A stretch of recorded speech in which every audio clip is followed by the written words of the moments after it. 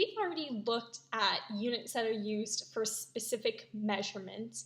What we're going to be looking at in this lesson are prefixes. Now, prefixes are attached to a unit and can increase or decrease its size. So if you look, for example, at all of the prefixes that are above the base unit, all of those prefixes make it larger than it was before. So for example, kilo. 1 kilo base unit, so let's say the base unit is meters, 1 kilometer equals, or kilometer equals 1,000 meters. So by putting kilo in front of meter, you increased it by 1,000. You multiplied that one by 1,000.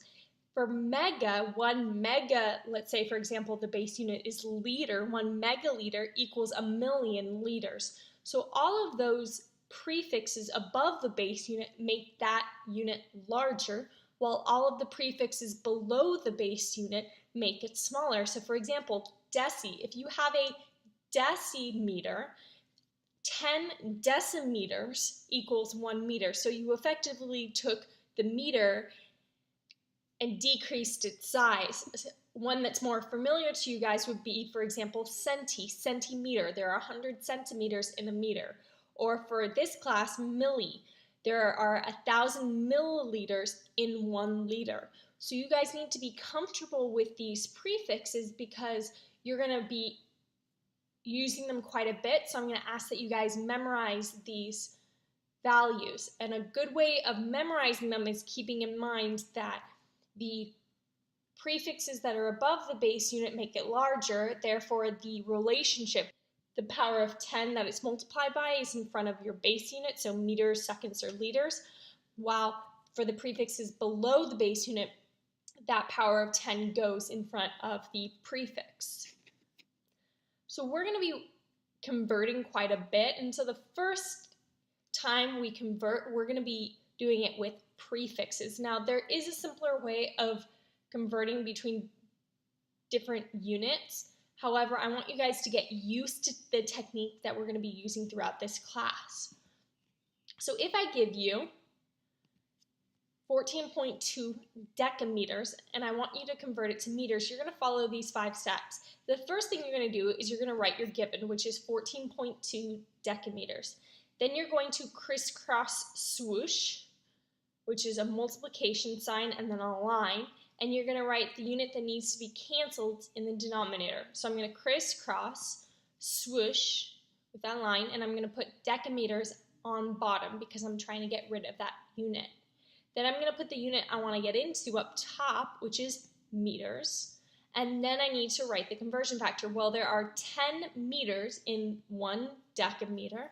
And so I'm going to just end up multiplying 14.2 by 10, and that gives me 142 meters, and that's all there is to it.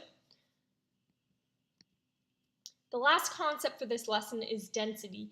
Now, density helps us to relate mass and volume, and the important thing about density is that it can be used to identify substances because every substance has a unique density. So the mathematical equation for density is density equals mass divided by volume. So let's look at an example really quickly. It tells me that the mass of a sample is 562 grams, its volume is 14 milliliters, and it asks for the density. Well, density equals, the mass is 562 grams, and the volume is 14 milliliters. And so when I divide, I end up getting 40.143. Well, here's your first opportunity to round based on decimal place.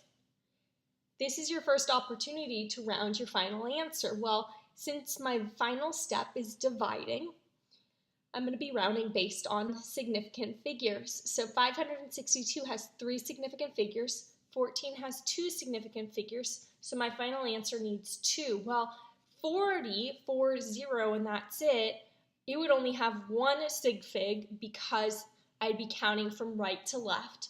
So the question is, how do I get it so that I'm counting left to right to be able to count that 0? Well, if I add a decimal, 40 point, then that would be 2 sig figs. And so my final answer is going to be 40 grams per mil.